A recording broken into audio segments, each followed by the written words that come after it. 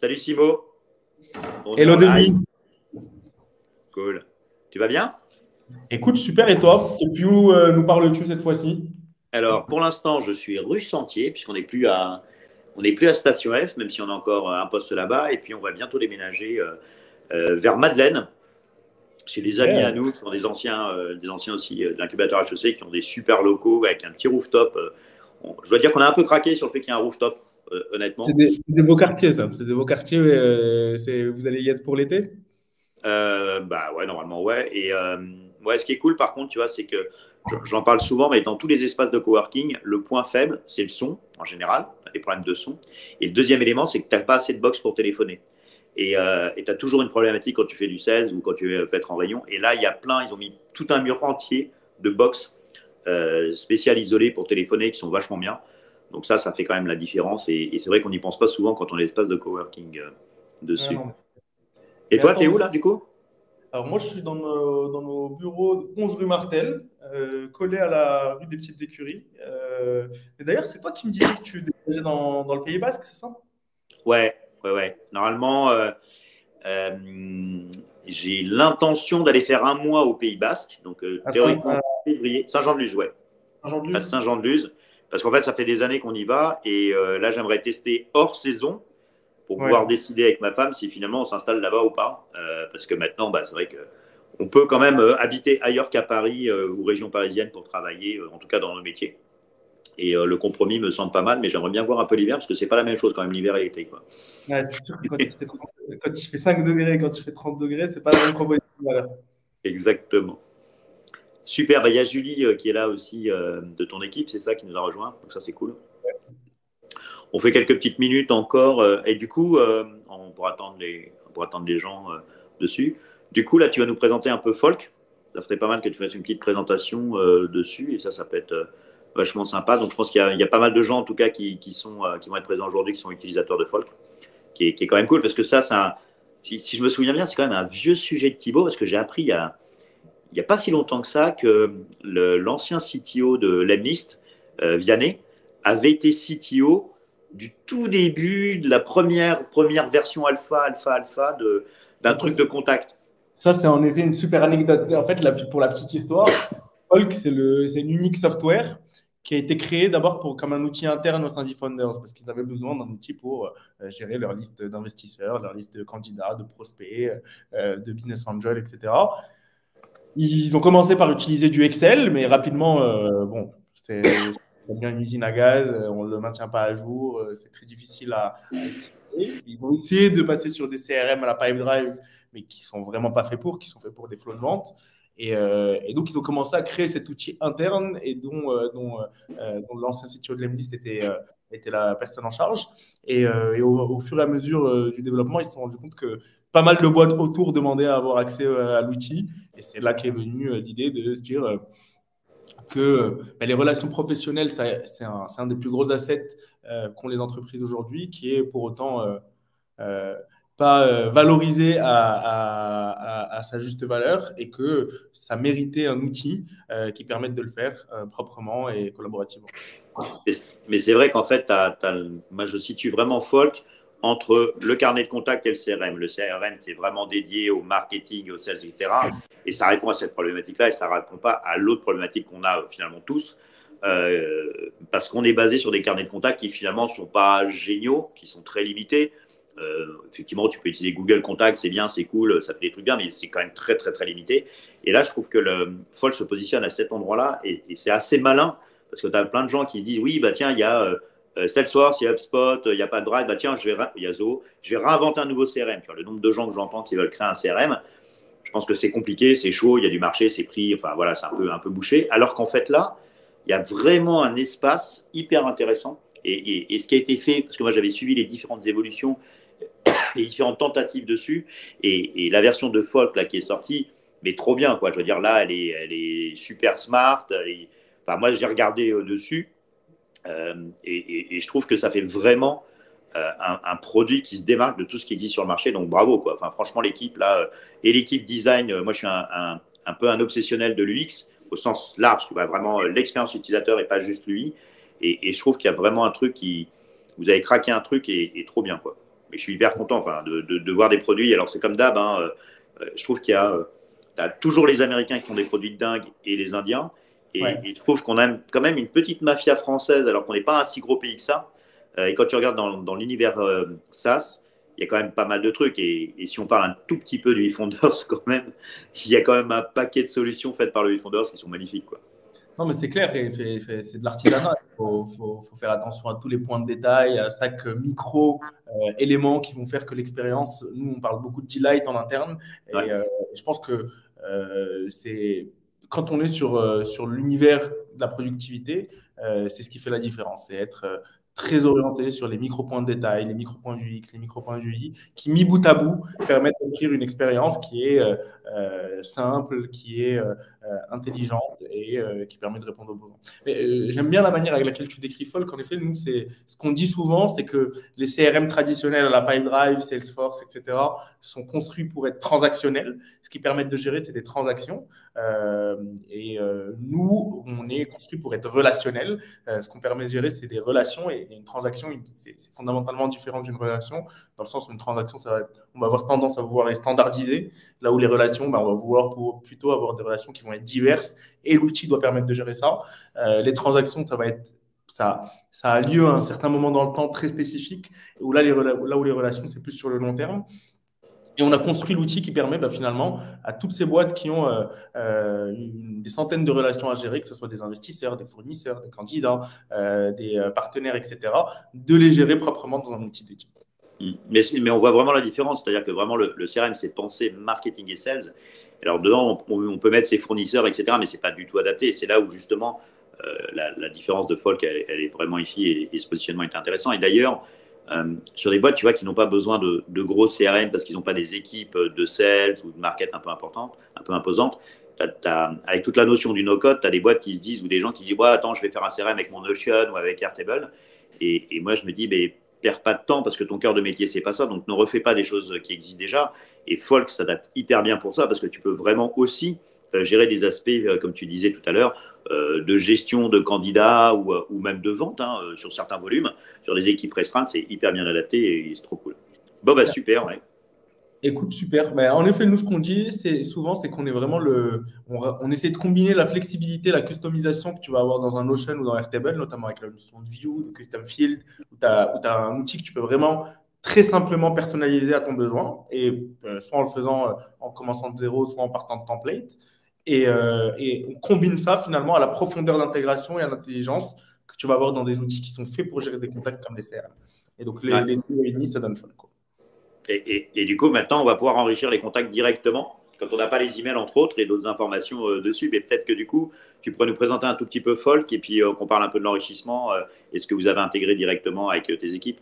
Yes, bien sûr. Alors, je peux te dire que l'enrichissement, c'est une des fonctionnalités qu'on m'a le plus demandé. On m'a parlé des centaines de fois de denier de drop contact, il faut absolument lui parler. Donc, je suis assez content que ça soit live aujourd'hui.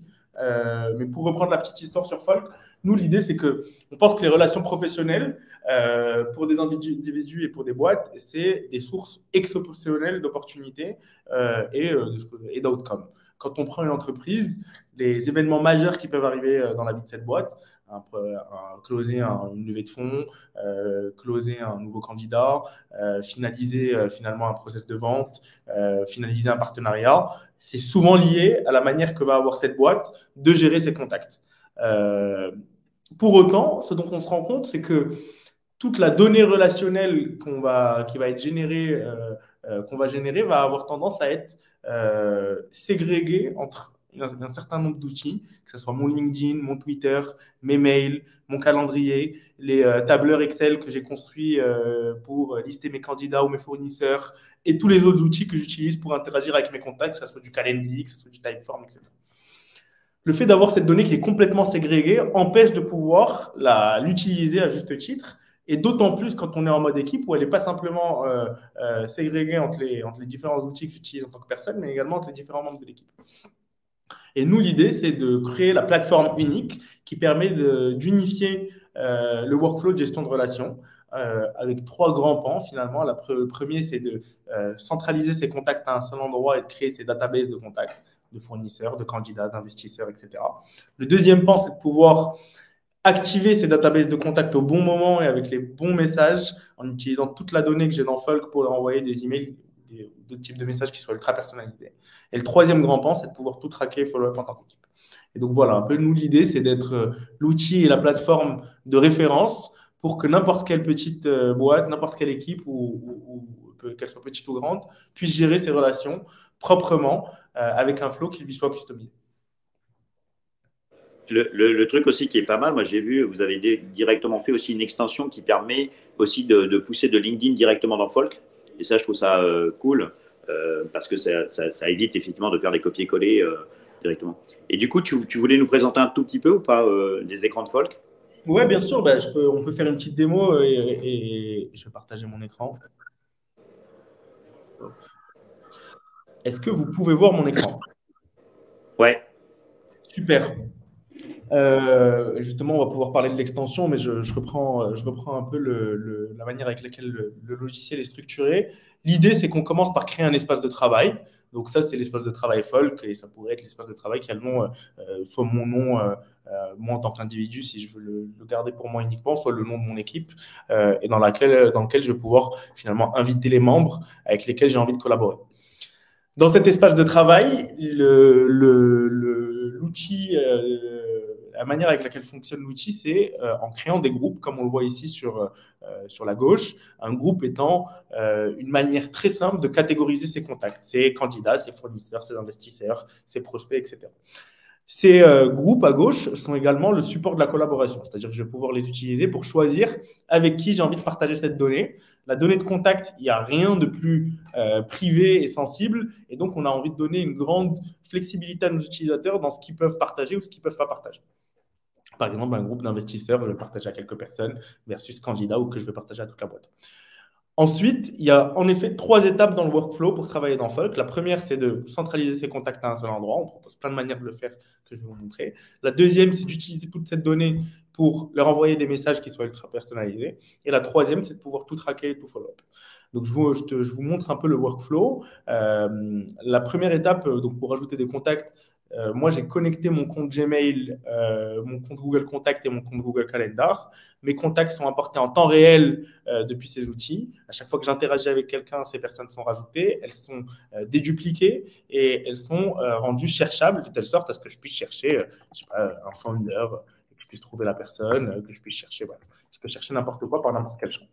Deuxième manière d'ajouter des contacts, c'est évidemment d'importer un fichier CSV que je peux importer depuis un Excel, un Google Sheet, un Airtable, un Notion.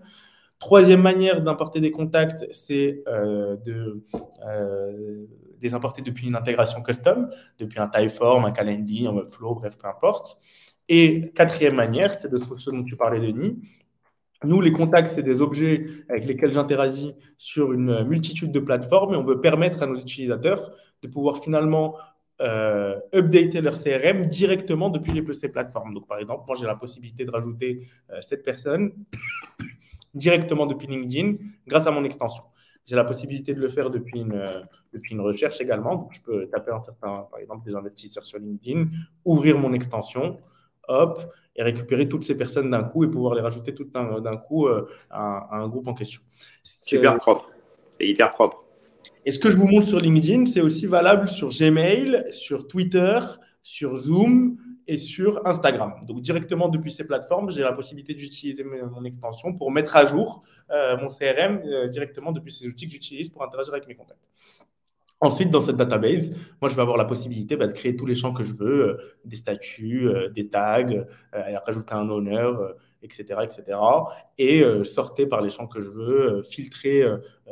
L'idée, c'est d'utiliser cette database avec le plus de flexibilité possible. Donc, par exemple, en utilisant des vues filtrées, j'ai créé une vue qui s'appelle To Contact, où j'ai simplement les gens qui ont le statut de contact. Ces personnes-là, comme on le voit ici, elles n'ont pas d'email, pas de numéro de téléphone, pas de job title, pas de compagnie. Et c'est à ce moment-là que ça fait du sens d'intégrer l'expérience d'enrichissement. Donc, pour nous, on a voulu rendre cette expérience la plus simple et la plus fluide possible dans l'interface. Donc, il suffit de sélectionner les contacts qu'on a envie d'enrichir. Donc là, il y en a 5 ou 6. De cliquer sur Enrich et le job d'enrichissement se lance. Ça prend quelques secondes et on va voir que l'information va apparaître en temps réel directement ici. Hop. Donc, on ne récupère pas absolument tout, mais on récupère pas mal de données. Ici, on a récupéré quasiment pour tout le monde l'entreprise, le job title, un certain nombre de numéros de téléphone, des emails. Je laisserai Denis donner plus de billes sur comment bien enrichir ses contacts et donner en input pour qu'on ait les meilleurs outputs possibles. Mais voilà, l'idée, c'est qu'on a voulu rendre cette expérience la plus simple possible. Peut-être que tu veux rajouter quelque chose à ce sujet, Denis? Ouais, trop cool. Merci Simon. En fait, Drop Contact, donc nous, on s'occupe de tout ce qui est enrichissement de données, en particulier les emails pro, mais pas que ça, même les profils LinkedIn. Il y a beaucoup de choses en fait que Drop Contact fournit. Et on a plusieurs particularités. La première particularité, c'est que Drop Contact ne fonctionne pas avec une base de données. C'est-à-dire qu'aujourd'hui, toutes les solutions du marché qui existent, même celles où ils mettent un joli petit logo pour dire que c'est RGPD compliant, en fait, derrière, c'est une base de données. Il suffit d'aller creuser un tout petit peu pour se rendre compte que ce sont que des données qui sont stockées et qui sont redistribuées. La particularité, c'est que la RGPD, en fait, empêche de faire ça. C'est-à-dire que c'est un monde qui est en train d'évoluer, parce que ce n'est pas du jour au lendemain, mais de prendre des données, les mettre dans une base de données, la règle de la RGPD s'applique, et donc, il n'est pas autorisé de recéder ces données-là, sauf si la personne a accepté la revente de ces données. Contact n'a pas de base de données. Donc, nous travaillons exclusivement avec de l'algorithme. Donc, c'est vraiment de la mathématique. Et on a nos propres serveurs et nos propres technologies qui nous permettent de vérifier les emails. Et c'est là où on a réussi finalement en quelques années à faire que Drop Contact soit une marque et une notoriété par rapport à ça. Parce que Drop Contact est intégré dans beaucoup de solutions aujourd'hui. Et surtout là, courant janvier, on sort un gros update de notre moteur de recherche d'adresse email, entre autres. Et là, je pense qu'on va vraiment laisser tout le monde sur le carreau à ce sujet-là parce qu'on va vraiment beaucoup plus loin. Il y a un autre point aussi qui est extrêmement important, mis à part de la RGPD, parce que la RGPD, elle compte évidemment pour Drop Contact, mais elle compte aussi pour vous sur Folk. Le fait de mettre une solution qui est 100% RGPD compliant fait que en fait, vous êtes RGPD compliant, et si vous mettiez une solution qui n'était pas, vous ne le sauriez plus. Idem pour vos clients. Donc c'est aussi un très gros confort qui est obligatoire. Le deuxième gros sujet, c'est qu'en fait, il y a, je ne sais pas moi, 15, 20 ans, quand tu avais une base de données, au bout d'un an, il y avait 10% de ta base qui n'était plus à jour parce que les gens étaient partis à la retraite ou avaient changé d'entreprise. Aujourd'hui, on se rend compte en 2022-2023 qu'en un an, tu as à peu près entre 25 et 33% selon le secteur d'activité de ta base qui est plus à jour parce que les gens ont changé d'entreprise. Plus on avance dans le temps, plus les gens changent vite d'entreprise. C'est-à-dire que nos grands-parents faisaient peut-être, je ne sais pas moi, 4 boîtes dans leur vie pour certains.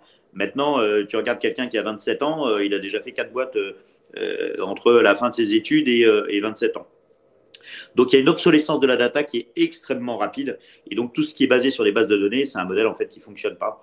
Et vraiment, nous, on est en temps réel. Donc, là, c'est un point qui est très important. Pour avoir en fait une donnée de qualité, il faut plusieurs choses. Il faut des choses qui soient discriminantes. C'est-à-dire que si, par exemple, on dit je voudrais juste mettre un prénom et un nom, évidemment, ce n'est pas discriminant. Des Denis Cohen, on est quelques-uns. On n'est pas des centaines, mais on est quand même quelques-uns. Donc, effectivement, il faut un troisième critère. Le troisième critère, ça va être l'entreprise. Mais on a aussi l'autre cas de figure, c'est que l'entreprise n'est probablement pas toujours suffisante parce qu'on a besoin d'avoir le website de l'entreprise. C'est-à-dire que quand Drop Contact fait une recherche pour Folk et donc ses clients, il va récupérer, en l'occurrence de LinkedIn, la plupart du temps, le website de l'entreprise de LinkedIn. Je vais vous prendre un exemple pour illustrer le propos. Si par exemple, vous nous demandez de chercher l'adresse email de Sophie Marceau qui travaillerait chez Welcome to Jungle, la première chose qu'on fait, c'est chercher Welcome to Jungle, le domaine. Et du coup, c'est assez discriminant parce que la probabilité qu'il y ait plusieurs Welcome to Jungle, ça n'existe quasiment pas. Par contre, si Sophie Marceau était dans une boîte qui s'appelle ABC, il y a plein de ABC. Il y a des abc.com, .io, .eu, etc. Et donc, ce n'est pas assez discriminant, il y a un risque d'erreur. Donc, en fait, ce qu'a fait Folk, et ce qui est important de comprendre, c'est que lorsque vous prenez une information de LinkedIn, il faut aussi prendre le website de l'entreprise dans laquelle la personne travaille. Et ça devient beaucoup plus discriminant. Ça vous apporte beaucoup plus de valeur et beaucoup plus de richesse. Il y a aussi un autre élément qui contribue à bien prendre l'information, c'est le pays où la personne travaille. Je reprends mon exemple de Sophie Marceau. Si vous avez Sophie Marceau qui travaille pour IBM aux États-Unis ou si elle travaille en France ou si elle travaille en Inde, en fait, ça ne va pas être du tout la même adresse email. Et donc, en fait, c'est des informations qui sont récupérées et qui sont traitées par Drop Contact pour donner une précision de plus en plus forte dessus. Mais voilà, donc c'est ça qui est important. Ce qu'il faut voir aussi, c'est le petit temps. Ça prend un petit temps, ce que tu nous montrais, Simon. Ça prend un tout petit peu de temps, effectivement, et ça va encore être optimisé parce qu'on vérifie vraiment en temps réel les données et on ne vérifie pas à partir de bases de données. c'est une vérification en temps réel que l'adresse email est bonne. Il y a très très peu de bons dans ce cas-là. Nous, c'est justement ces éléments que tu mentionnes, et en particulier le côté RGPD, c'est ce qui a fait qu'on a décidé de s'orienter vers Drop Contact comme partenaire pour l'enrichissement. On a parlé à un peu moins de 10 boîtes différentes avant de choisir le partenaire avec lequel on a décidé de partir, et ça a été un argument majeur. J'ai une petite question pour toi, Denis. Ouais. Est-ce que ce côté algorithmique fait que finalement vous avez la même pertinence peu importe la géographie, ou est-ce qu'il y a des géographies sur lesquelles vous êtes plus pertinent que d'autres? Alors, on est totalement pertinent, on n'a pas justement de limitation par rapport à une base de données sur cet aspect-là, sauf deux choses, enfin, sauf essentiellement un peu plus de 2 pays. L'Espagne, les Pays-Bas. Pourquoi? Parce qu'en fait, tu n'as pas un prénom et un nom composé de 2, mais souvent de 3 ou voire de 4 mots. Si on peut dire mot, je ne sais pas quel terme. Donc là, au niveau de notre algo, à l'instant T, c'est là où on est moins performant. Aujourd'hui, on est moins performant, on a de la R&D dessus. Je pense que fin premier trimestre 2023, on va pouvoir avoir à peu près le même niveau de compétence sur ces choses-là, mais tel qu'on avait constitué et construit notre algo, on s'était vraiment focalisé pour prénom-nom dessus pour bien tourner. Mais sinon, pour le reste, ça ne change rien. Sauf si, évidemment, là, on ne va pas être bon. Là où ça ne va pas fonctionner, c'est tout ce qui est Asie, enfin, tout ce qui n'est pas latin comme écriture. Et moi, ce que j'ai eu comme. Je pense que c'est également un gros argument parce que la plupart des bases de données, la plupart des solutions d'enrichissement qui fonctionnent avec des bases de données vont avoir tendance à être très fortes sur certaines géographies ou sur d'autres. Les Américains, ouais, les solutions américaines, parce qu'aux États-Unis, ils ont énormément de bases de données de solutions. Et là, effectivement, tu es bien plus fort sur les États-Unis, ils sont plus forts sur les États-Unis que sur l'Europe. Complètement. Non, mais, et donc, voilà, nous, on a voulu intégrer cette expérience d'enrichissement de manière, en français, on dirait fondue dans l'expérience Folk. Donc, au moment où on ait besoin d'enrichir un contact ou un groupe de contacts, on puisse simplement les sélectionner ou aller sur ce petit menu contextuel ou directement depuis la fiche contact et pouvoir enrichir le contact directement. Et la donnée qui a été enrichie apparaît de manière enrichie avec une petite baguette magique pour montrer que. Trop bien. Pour montrer ce petit côté delight qu'on amène dans l'expérience et qui fait beaucoup de sens finalement dans Folk parce que cette première étape que je vous ai montrée consiste à centraliser des contacts à un seul endroit et rajouter les données qui sont pertinentes sur mes contacts à la main ou en utilisant de l'enrichissement. La deuxième étape du workflow finalement de base dans Folk, c'est d'utiliser toute cette donnée pour leur envoyer des emails qui soient ultra customisés. Moi, j'ai la possibilité donc, de le faire soit depuis un sender existant parce que j'ai authentifié mon nom de domaine et d'écrire un email en réutilisant toutes les variables qui sont par ailleurs dans la base de données Folk. Donc, par exemple, en tapant slash, je peux utiliser le first name, last name, job title, URL pour envoyer des mails très customisés à un groupe de contacts. Que ce soit un mail pour prospecter des candidats ou des prospects, que ce soit pour envoyer un investor update, que ce soit pour contacter, pour envoyer une liste de vœux, bref. Et du coup, pardon, excuse-moi de te couper, Simon. Là, du coup, ça partira via mon Gmail, si j'ai connecté mon Gmail? Alors, l'idée, c'est que nous, on passe par SendGrid, qui est un provider qui permet déjà d'être multi-email account. Donc, ça marche avec OVH, ça marche avec Outlook, avec Gmail, et qui permet surtout d'avoir des analytics. Donc, nous, on va te donner la possibilité, une fois l'email envoyé, d'avoir vraiment le détail des mails qui ont été envoyés, ceux qui ont été délivrés, ouverts, cliqués, ceux qui ont bounced. Je vais aller sur une campagne qui a été envoyée. Ça, c'est que des campagnes qui sont en une review. Voilà, celle-là, par exemple. Donc, moi, j'ai vraiment le détail des mails qui ont été ouverts, ceux qui ont été cliqués, à quelle heure, sur quelle URL la personne a cliqué, pour pouvoir vraiment avoir du tracking très précis et faire du follow-up intelligence basant sur ce tracking. Et du coup, vous envisagez ou pas, est-ce que c'est une réflexion d'intégrer, parce que là, je vois que vous personnalisez, mais de l'hyper-personnalisation en intégrant le langage Liquid? Je ne sais pas si tu vois ce que c'est, Simo. Pas du tout. Ok. Pardon. C'est ce qui permet de faire des variables en fait de manière plus précise. Si par exemple tu tutoies des personnes ou tu vous vois des personnes, ça adapte ton texte. C'est assez simple. C'est Shopify qui avait fait ça. C'est open source. Et ça permet d'aller encore plus loin dans la personnalisation. C'est vrai que ça peut être un truc éventuellement à réfléchir. Nous, on l'utilise beaucoup dans d'autres solutions. Okay. Et c'est vrai que ça permet de personnaliser encore plus loin les emails parce qu'aujourd'hui, un point qui est vraiment important, comme tout le monde envoie des emails, l'hyper-personnalisation a vraiment une importance et ça, c'est cool. Et en tout cas, là c'est bien parce que les gens ont un très bon niveau, quoi. Non, mais c'est un très bon point. Je regarderai et je te demanderai le lien. Mais, et l'autre sujet sur lequel on ziote, c'est en effet, on en parle beaucoup ces derniers temps, mais c'est ChatGPT. Ouais, Où c'est assez impressionnant le niveau de personnalisation auquel on peut arriver en demandant à l'intelligence, en donnant par exemple nos notes de meeting à l'intelligence, en lui demandant d'écrire un mail de follow-up en fonction. En tout cas, tous ces sujets qui vont dans le sens de la personnalisation, mais en masse, c'est des sujets qui nous intéressent. Nous, on pense ouais. fondamentalement que la manière la plus efficace de gérer ses relations professionnelles, c'est en personnalisant au maximum chacune de ses relations, en amenant le maximum de contexte, et que c'est là que la technologie peut aider. Et donc, c'est cette mission, nous, qu'on se donne, c'est de faire en sorte qu'une personne ou qu'une équipe puisse gérer des centaines de relations, mais en donnant l'impression à chacune de ces relations qu'elle est unique. Mm. Alors, ce que je trouve bien aussi, en tout cas assez impressionnant chez Paul, c'est que ça va vite. C'est-à-dire que les développements derrière, l'équipe produit et l'équipe qui dev, ça va vite, quoi. Je vois les itérations, comment elles avancent. C'est vrai que c'est rapide et ça, c'est aussi un bon confort parce que maintenant, les choses vont de plus en plus vite. Enfin, il y a des choses qui sortent tous les jours. Tu parlais de chat GPT. Pour les gens qui ne sont pas au courant, parce qu'il y en a forcément 6 mots, c'est le fait, en fait, c'est comme un chat. On pose des questions et derrière, c'est de l'intelligence artificielle qui tourne. C'est encore une énième boîte d'Elon Musk derrière. Il y a encore Elon Musk dans la boucle. Je ne sais pas comment le mec fait pour dormir un jour. C'est assez incroyable. On pense qu'on veut d'Elon Musk, mais des fois, tu te dis, waouh, le mec, c'est je ne sais pas combien de personnes. Et les anciens du Y Combinator dessus. Nous, on réfléchit d'ailleurs, je fais une petite digression, et je suis curieux de voir ce que ça peut faire, mais à mon avis, ça peut être assez génial. C'est notre support. En fait, de reprendre tout l'historique de nos supports entre les questions et les réponses, de pouvoir alimenter effectivement le moteur de ChatGPT pour qu'ensuite, dans la plupart des cas, finalement, ce soit ChatGPT qui puisse répondre à une bonne partie des tickets sur les questions très très standards en fait dessus, qui permet d'améliorer le produit. Voilà. Mais ça, je pense que l'année 2023 va être une sacrée année de changement. Je pense qu'il y a beaucoup de choses qui se préparent et qui vont être, Non, mais assez cool. on rentre dans un nouveau paradigme technologique où finalement on était dans l'ère des softwares no code, customisables. Je pense qu'on va rentrer dans une ère où on intègre de plus en plus d'intelligence directement dans nos outils. Les outils de support étant un exemple, mais nous, c'est des sujets auxquels on pense beaucoup chez Folk. On y reviendra. En effet, l'année 2023 s'annonce pleine de surprises. Ouais, c'est trop bien. J'avais vu passer d'ailleurs, je reviens juste sur le sujet de la RGPD, de la loi, la légalisation, parce que parmi vos clients, vous avez des avocats, des cabinets d'avocats, et pour le coup, pour eux, c'est hyper important. Je pense qu'il y avait deux choses. Il y a un point aussi qu'il faut éclaircir, c'est le fait que quand tu es en B2B et quand il y a un intérêt légitime B2B, tu peux effectivement prospecter et envoyer des emails, comme tu nous l'as montré là, et prospecter des gens.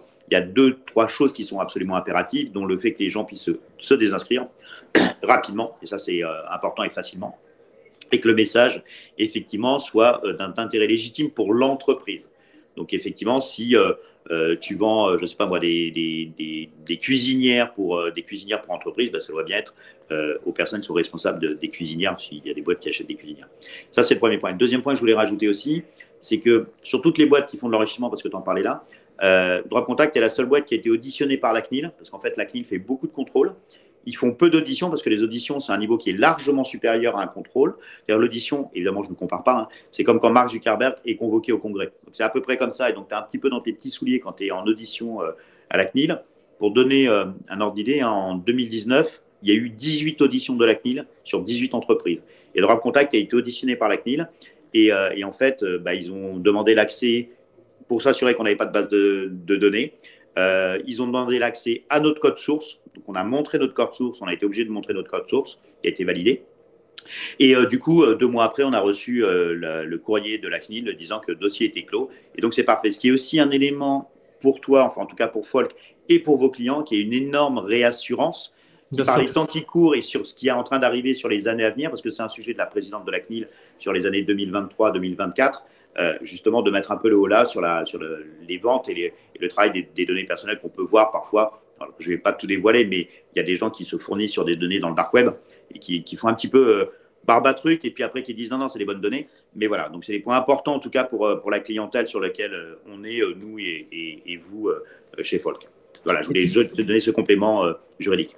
Et donc, vous avez dû prouver à la CNIL que vous n'aviez pas de DB, pas de Ouais. base de données.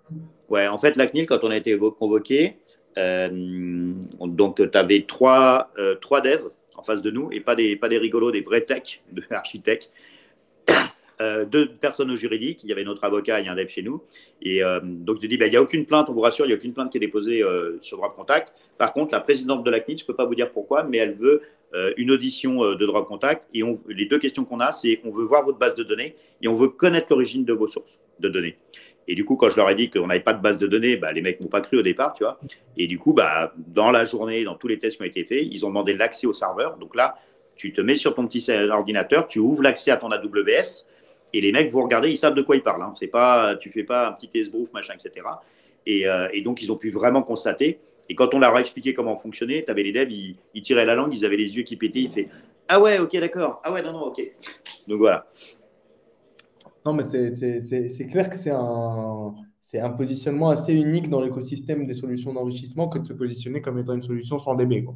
Mais moi, j'ai toujours pensé à ça. Dans mes vies antérieures, j'ai toujours trouvé que refaire des bases de données, la première problématique que tu avais, c'est l'obsolescence de la data. Ça te coûte ultra cher, c'est hyper compliqué. Tu as ta nomination qui est une super boîte. Ils font des trucs sur du C-level, donc c'est très, très différent, tu vois, et franco-français dessus, mais ils font ça depuis des années. Tu vois, ils ont un vrai savoir-faire. Mais ça coûte très cher de mettre à jour. Et plus les gens changent de boîte, plus ça coûte cher. Et moins tu arrives à avoir l'information, plus la RGPD qui arrive après. Donc moi, dans la construction et l'imagination que j'avais de droit contact, et je me souviens au départ, on est dans un Slack de gros hackers, et tu avais des gens qui disaient « Ouais, on s'en fiche, la RGPD, c'est pas grave, c'est machin tout. » Sauf qu'on voit que Google et RGPD, Amazon, Facebook, c'est un mouvement qui a pris à travers le monde. Ça a tellement pris qu'au Brésil, tu as une vraie RGPD qui ressemble vraiment à celle européenne. Aux US, en ce moment même, le Congrès travaille pour faire une GDPR sur l'ensemble des États. Donc pour l'instant, tu as des pseudo-RGPD qui sont différentes selon les États, mais le Congrès est en train de travailler, ce qui veut dire que ça va devenir une loi fédérale aux États-Unis, qui sera toujours plus cool qu'en Europe, mais ça va être une loi fédérale. Et puis le petit truc qui m'avait un peu amusé, parce que celui-ci, je ne l'ai pas vu venir, c'est que la Chine a mis en place une RGPD. Ah bon? Ouais, la Chine a une RGPD qui est pas du tout rigolote. Alors évidemment, pour tout ce qui est entreprise du gouvernement et pour le gouvernement, là, on n'en parle pas du tout. Par contre, toutes les boîtes, Alibaba, Tencent, etc., eux, en fait, ils sont complètement loqués, donc ils peuvent sortir aucune information de Chine. Donc là, vraiment, l'État chinois a repris la main en s'appuyant justement sur la protection hors de Chine, hein, pas dans la Chine, c'est différent. Et ça, j'avais pas venu venir ça. Mais la donnée personnelle est devenue... enfin, les 2 grosses tendances que j'évoque depuis 2-3 ans, c'est que tout ce qui est données d'entreprise est de plus en plus open source. Et donc, effectivement, il y a des boîtes qui font un très beau travail là-dessus, en tout cas en France, de plus en plus open source, de qualité, etc. Et donc, la valeur de la donnée n'en a plus, mais c'est la manière dont tu la traites et tu la restitues qui a de la valeur. Et par contre, la donnée personnelle est de plus en plus protégée. Même les gens, individuellement, on est beaucoup plus attentifs depuis Cambridge Analytica sur mais d'où tu as eu mon numéro de téléphone mobile, mais me contactez pas, etc. Les gens sont de plus en plus sensibles et les nouvelles générations sont plus sensibles sur la protection de la data, quoi. Non, et nous, c'est un sujet qui est tout particulièrement important pour nous parce qu'on traite des données qui sont très sensibles pour nos utilisateurs, leurs données de contact. Finalement, ce qu'on dit souvent en interne, c'est qu'il y a 2 choses que tu n'es pas du tout prêt à partager sans avoir donné ton consentement. C'est tes numéros de carte de crédit et tes données de contact. Ouais. Et certainement dans cet ordre, mais voilà. Donc, nous, on a un vrai sujet par rapport au fait que nos utilisateurs doivent être rassurés par rapport aux sources de la donnée, par rapport à la manière dont on gère leurs données. Ok. Est-ce que c'est bon pour toi? Est-ce qu'on prend les quelques questions ou tu voulais rajouter des trucs? Oui, je vais en quelques mots, parce que la dernière étape du workflow qui est assez importante, du coup, après avoir envoyé un mail qui est très personnalisé à la liste de contacts, c'est de pouvoir créer une vue custom de type pipeline. On peut tout customiser, donc les couleurs des champs, l'ordre des colonnes, etc.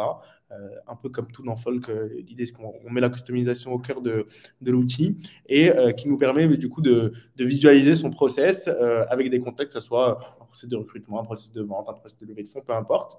Et pour avoir plus d'informations, il suffit de cliquer sur le profil du contact.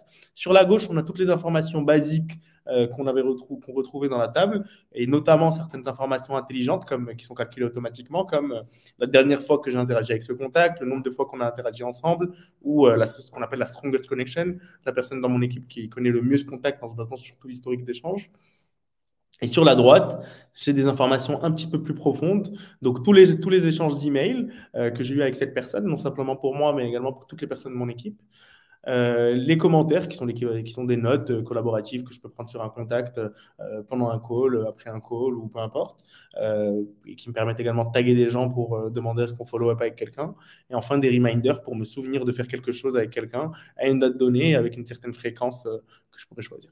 Donc voilà, ça c'est un peu pour les trois grandes étapes pour utiliser Folk, centraliser tous ces contacts à un seul endroit, les contacter de manière ultra personnalisée avec des emails dans lesquels on réutilise les variables qu'on a dans le logiciel et créer tout son process qui permet de follow-up proprement, peu importe le use case qu'on cherche à traiter dans l'outil. Voilà en quelques mots. Cool, trop bien. Et tu peux le passer en sombre? Ah, ça c'est la grande question. Non, non, non. Alors Elle me fait rigoler, celle-là, c'est pour ça que je te la pose, parce que c'est toujours la question que les gens te posent. Tu fais des super trucs et tout, et le mec il dit est-ce que tu peux le mettre en sombre ou en blanc? En dark mode, le fameux dark Ouais, mode. dark mode, pardon. Ouais. Non, on préfère essayer de créer des fonctionnalités qui servent vraiment nos utilisateurs. Ok. Si tu veux bien, moi je te propose qu'on réponde à quelques questions. Allez, je vais arrêter le partage. Ouais, trop bien. Attends, hop, hop, hop, hop, hop. Nickel, super. Alors, du coup, tu as Julie qui est plus rapide que nous parce que Julie a déjà répondu à un paquet de choses sur Folk au fil de l'eau. Donc, c'est pas mal. Julie est plus rapide que nous. Ça, il faut. Ouais, ok. Hop, tu avais une question là. Ça, c'est pour toi. Alors, avec l'extension Chrome, est-ce qu'on peut ajouter directement une pièce jointe, genre CV, depuis n'importe quelle page, ailleurs que depuis LinkedIn? Alors, c'est possible de rajouter si c'est un Google Drive et très prochainement, ça sera possible de rajouter sous format fichier depuis l'extension Chrome comme directement depuis l'outil. L'idée, c'est que nous, l'extension Chrome, c'est une application déportée sur le browser qui te permet de faire beaucoup de choses que tu peux faire depuis l'outil directement depuis l'extension. Donc, ça fait beaucoup de choses comme question. Là, Julie a déjà répondu, mais celle-ci est hyper intéressante, je trouve, parce que vraiment, je trouve qu'il y a une vraie différenciation. Tu vois. Complètement. Bah, l'idée, c'est que depuis LinkedIn ou depuis d'autres plateformes, Twitter, Gmail, Instagram, on récupère toute l'information disponible. Donc, par exemple, depuis un profil LinkedIn, on va récupérer first name, last name, job title, email quand la personne le partage, numéro de téléphone quand la personne le partage, description du profil, etc. Et en plus, on va pouvoir avoir le URL LinkedIn, URL de la compagnie. Et en plus, on va avoir la possibilité d'enrichir toute cette donnée ensuite, si on en a besoin, en utilisant Drop Contact. J'en ai une pour moi. Quelles sont les limites de Drop Contact? Il y en a plusieurs. Comme je disais, on est moins bon sur l'Espagne, les Pays-Bas, quelques pays d'Amérique du Sud, pour l'instant en tout cas. Et la grosse limite, c'est qu'on ne fournit pas du tout de numéro de téléphone mobile. Le numéro de téléphone mobile, même si c'est du B2B, c'est une donnée personnelle. Donc on ne les a pas, on ne les fournit pas, on ne les a pas. Et on ne les fournira jamais. Donc si vous avez besoin de faire du call-call, du coup, vous avez besoin d'une autre solution.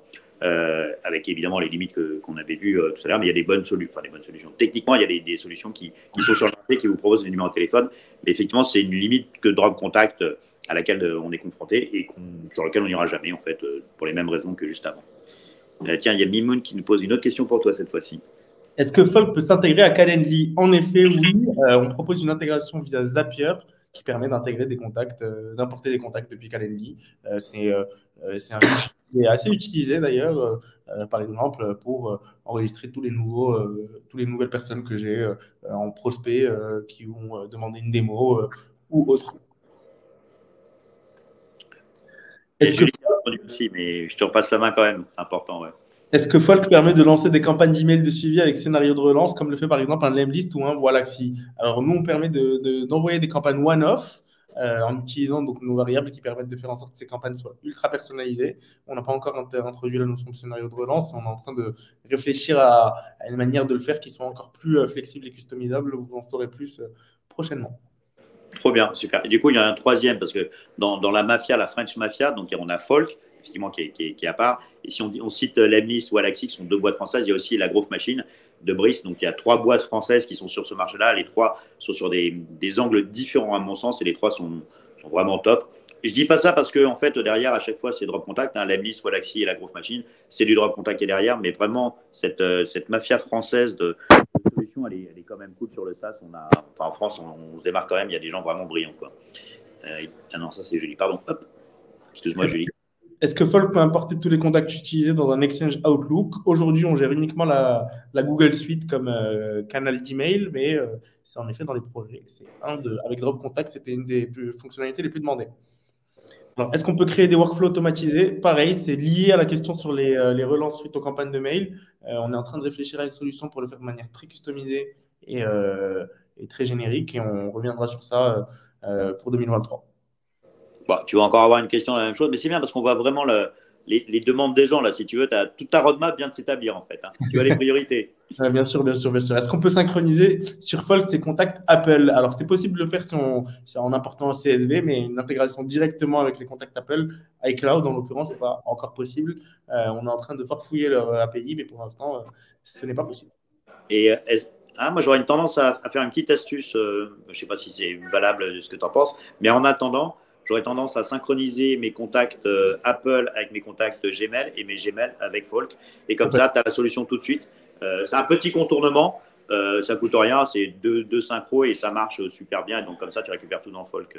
Si c'est pour Nicolas, il y a une solution dessus. On a quelques utilisateurs un peu geeks qui ont également trouvé cette solution. Je vois que Denis, Ouais. Alors, il y a Hicham qui nous pose une question. Alors, celle-ci, attends. Normalement, pour les taxis qui mettent leur GSM sur les pages jaunes, ça devient du B2B. Qui mettent leur GSM sur les pages jaunes. Oui. Oui, ça peut être le cas. Là, il faudrait vraiment voir avec un conseiller juridique. C'est pour les numéros de téléphone mobiles des taxis pour pouvoir contacter les chauffeurs de taxi. Possiblement, il faudrait vraiment valider. Je ne suis pas avocat et dessus, mais là, c'est vraiment ton conseil juridique qui pourrait te demander. Il y a Mimoun qui a une autre question aussi. Est-ce qu'on peut faire bouger les sales stages d'une opportunité à l'aide de triggers? Oui, en effet, notamment en utilisant Zapier. Donc, par exemple, si on a un nouveau meeting Calendly, c'est possible de faire passer du stage à contacter au stage démo booké très facilement. Trop bien. Super. Bah, écoute, je crois qu'on a fait un petit peu le tour. En tout cas, vous avez fait un Product Hunt aussi qui avait bien marché, si je me souviens bien. Vous avez été premier de la semaine et même plus, non? Premier du mois, en effet. Ah oui, trop bien. Ouais, ça, c'est cool. Ça a bien marché. Et ça, en fait, la gestion de contact, c'est un sujet qui intéresse beaucoup. On parle beaucoup du personnel CRM, notamment sur Twitter, qui est un peu l'outil qui manque dans la suite de productivité. Tout le monde a un outil d'envoi d'email, un outil de calendrier, un outil de prise de notes, un outil de to-do. Et on pense que l'adresse book réinventée va faire partie de cette suite de productivité de base, en rentrant d'abord par les individus et ensuite en faisant un outil valable pour les entreprises, parce que collaboratif, parce qu'intelligent. Super. Bah écoute, je crois qu'on n'a plus de questions. Bon, bah super. Merci Denis, c'était très cool. Bah, merci à toi surtout, Simo. Trop bien. Et en tout cas, hyper boulot des équipes de FOC. Là, c'était hyper agréable de bosser ensemble. Donc ça, c'est top dessus. À refaire. Et on a noté pour le teasing de courant janvier par rapport à l'algorithme. Le teasing a fonctionné pour moi. J'attends ça avec impatience. Super. Merci beaucoup. Au revoir à tout le monde. Ciao. Merci à tous. Il reste 2 minutes, Thibaut.